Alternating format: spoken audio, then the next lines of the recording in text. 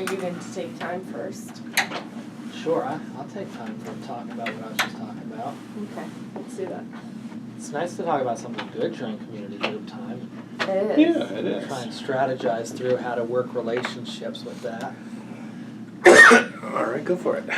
All right, so things at Old Bethel, my difficult church, have gone well in the last 7-8 months.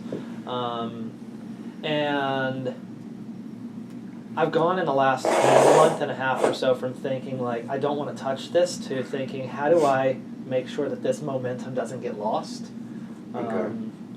And so, with a clergy coach of mine, I was running through what I should do, and he said, what would your imagination be for this area? I said, well, one of the assets they have, there's a lot of kids. If I get stuck behind a bus in this neighborhood, I'm 30 minutes getting home. Because apparently buses these days stop at every kid's house, which is stupid. Yeah, really annoying. I was like, don't they have bus stops? But anyway, so there's a lot of kids that live near us, but there's really no gathering point for children in our area.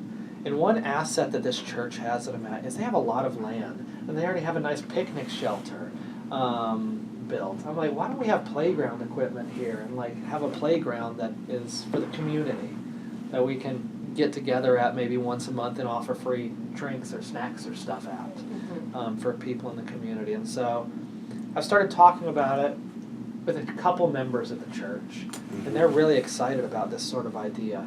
But building a playground would be a few tens of thousands of dollars, like a really good one.